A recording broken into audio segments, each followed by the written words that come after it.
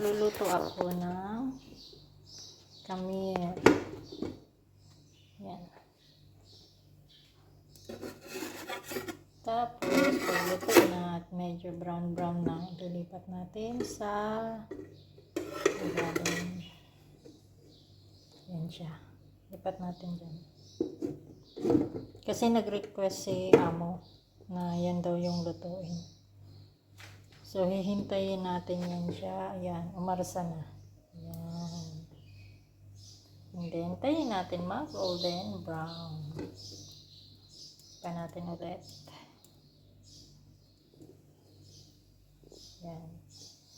Medyo maano na siya. Medyo brown na. So, konti pa.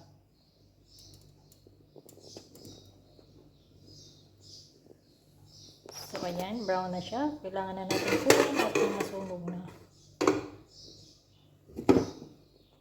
Ayan. Nasunog na.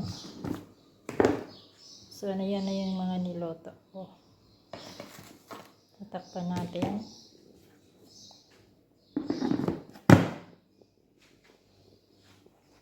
So, ito na lang yung natira. 6 na piraso.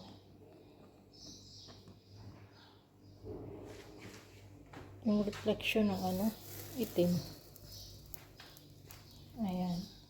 And then, lalagyan natin ng beaten na egg. Palipunas lang natin. Ito. Ayan. Tapos, lalagyan natin ng sesame seed. Yung tops. Bali, parang toppings lang niya. Then, hihintayin natin yan mag-brown na yung ilalim. Gagaya niyan, pwede na natin ilagay sa ilalim. Pasensya na kayo guys, ang hirap talaga mag-video na ikaw lang paghawak. So, tatakpan natin yan.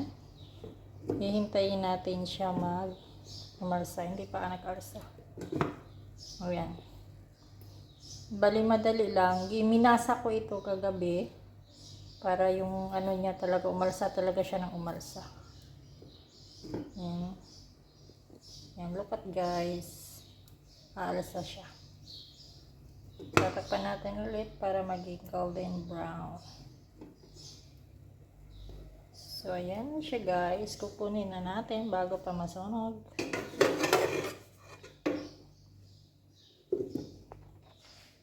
So, yan. Ganun lang kadali ang pagluto. Lagay muna natin yan.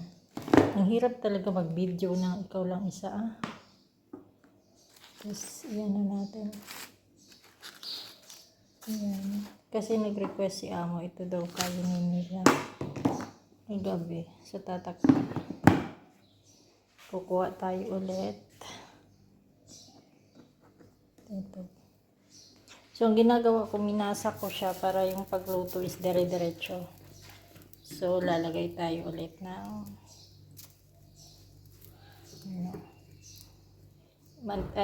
itlog. Para mag-golden. Yan yung tendency na mag-brown siya. So, lalagay tayo ng toppings.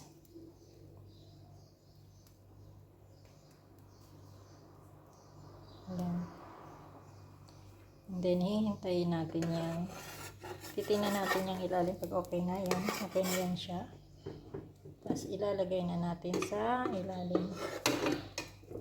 Ayan. O, diba? Yan yung lutuan niya. Electric yan.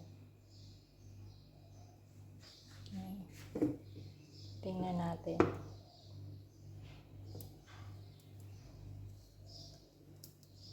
Ayan, umalsa na siya.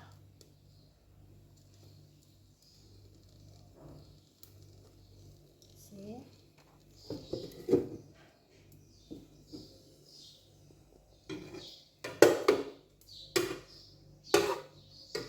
So, kayo guys, ang hirap talaga mag-video pag ikaw lang isa.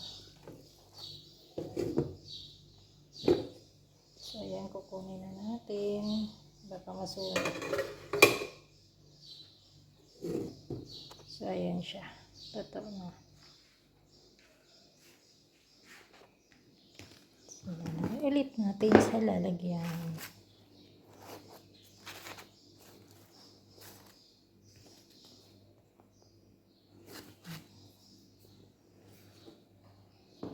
hawakan ulit. Diyan ko nilagay para hindi lumamig.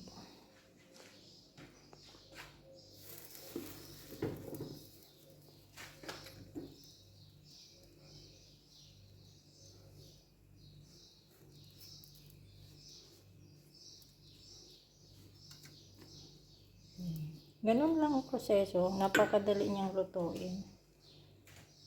Yan, tapos bebes. Depende sa inyo kung ano yung sesame seed yan. Tapos, titingnan nyo lang yung puwet ng tinapay kung brown na siya. Pwede na yan ilipat doon sa pinakamin niya para umasa. Lagay natin sa gitna. So, ayan siya. Tatakpan.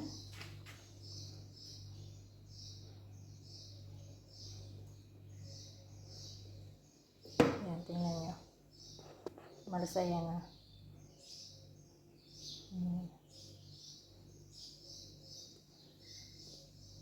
See? Ayan, kasi hintayin natin siya mag-golden bago natin hahangin.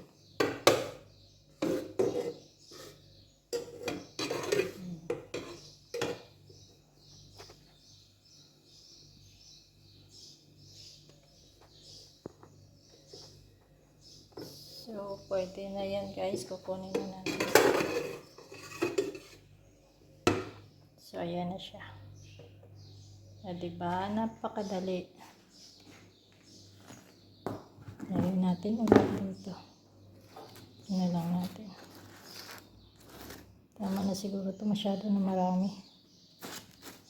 Yan. Tatakpan.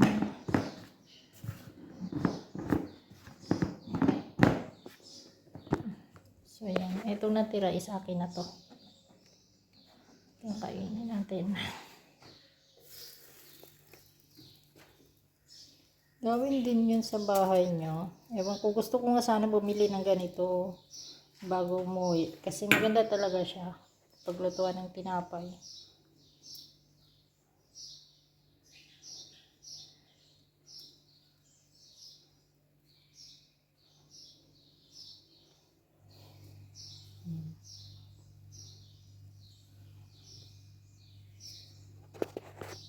Alas 9 na. Baka gumising na sila. Kaya minamadali ko na nila gigising. Lipat natin sa ilalim. Ganun process lang. Ayan.